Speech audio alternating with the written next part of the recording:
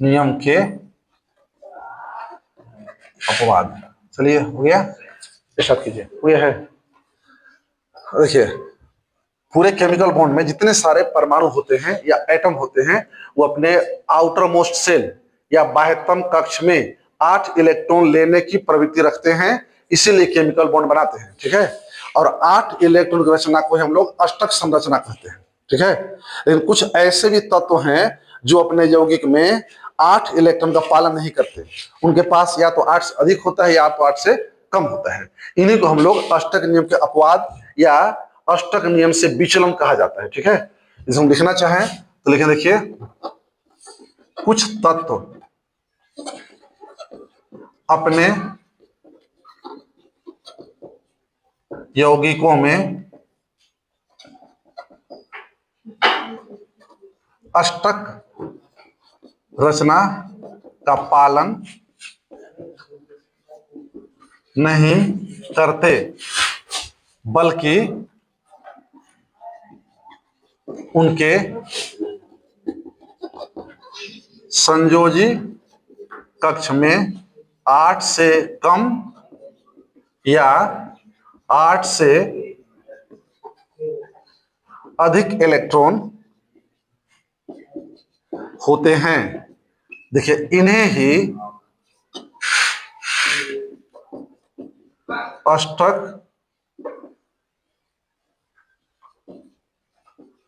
नियम का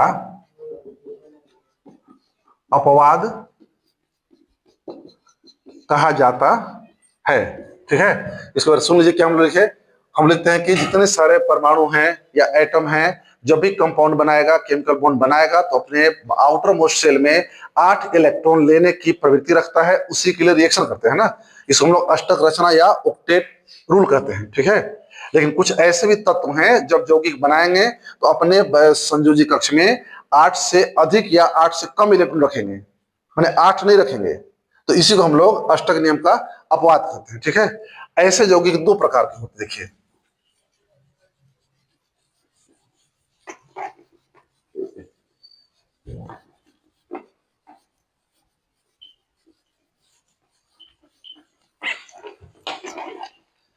देखिए ऐसे यौगिक निम्न 2 प्रकार के होते हैं। हाँ, एक होता है, हम बोलते हैं अधिक इलेक्ट्रॉन वाले यौगिक। अधिक इलेक्ट्रॉन वाले यौगिक, इसको इंग्लिश में कहा जाता है इलेक्ट्रॉन रिच कंपाउंड। रिच माने धनी होता है ना, 8 से अधिक है। दूसरा होता है न्यून इलेक्ट्रॉन वाले यौगिक, इसको बोलते हैं हम लोग इलेक्ट्रॉन डेफिशिएंट कंपाउंड। माने एक में 8 से अधिक है तो बोलेंगे अधिक इलेक्ट्रॉन वाले यौगिक, और 8 से कम है तो बोलेंगे न्यून इलेक्ट्रॉन वाले यौगिक, है ना। यदि हम पहले को एक्सप्लेन करना चाहें क्या होते हैं तो देखिए पहले हम लिखते हैं, देखिए इसको सुनिए क्या कहें हम लोग, कि वैसे यौगिक जिनके केंद्रीय परमाणु के संयोजी कक्ष में 8 से अधिक इलेक्ट्रॉन होते हैं, अधिक इलेक्ट्रॉन वाले यौगिक कहलाते हैं। ठीक है। देखिए क्या लिखें हम लोग, वैसे यौगिक जिनके केंद्रीय परमाणु के संयोजी कक्ष में 8 से अधिक इलेक्ट्रॉन होते हैं, अधिक इलेक्ट्रॉन वाले यौगिक कहलाते हैं। ठीक है। जैसे देखिए PCl5,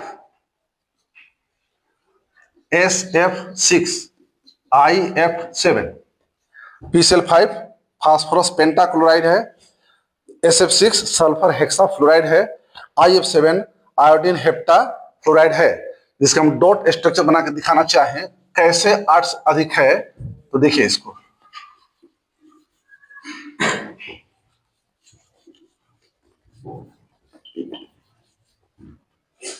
देखिए पी सील हो दिखा जाए, पी के वैलेंस इलेक्ट्रॉन 5 होते हैं, 1 2 3 4 5, ठीक है। ये 5 तरफ से एक एक गो इलेक्ट्रॉन का क्लोरीन से साझा करेंगे, शेयर करेंगे। अब देखिए क्लोरीन का तो 8 पुर जाएगा, हर क्लोरीन का 8 पुर गया,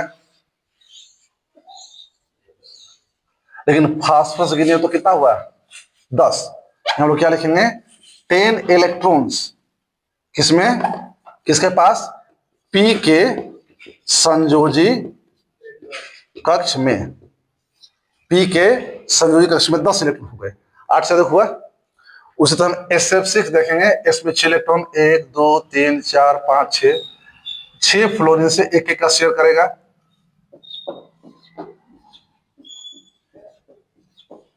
देखिए हर फ्लोरीन का 8 पुर गया, लेकिन जरा इसका काउंट कीजिए तो सल्फर का 6 दूनी 12 हो गया ना। यहां लिखेंगे सल्फर के संयोजी कक्ष में 12 इलेक्ट्रॉन। उसी प्रकार IF7 भी बनाए, आयोडीन का 7 होता है इलेक्ट्रॉन वैलेंस, 1 2 3 4 5 6 7 है ना।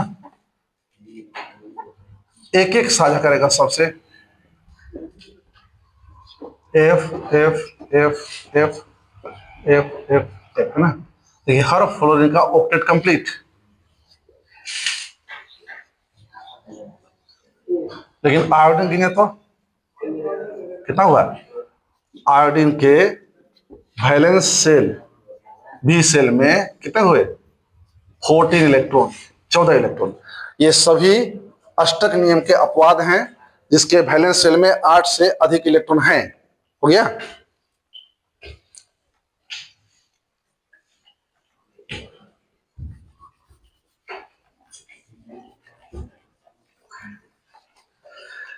किंतु जानते हैं वो व्याख्या करना था, ये प्रूफ करना था कि इनके पास 8 ही इलेक्ट्रॉन होते हैं, 8 से अधिक नहीं होता है। चूंकि लेविस का स्ट्रक्चर था कि हर एटम के वैलेंस शेल में 8 ही होना चाहिए।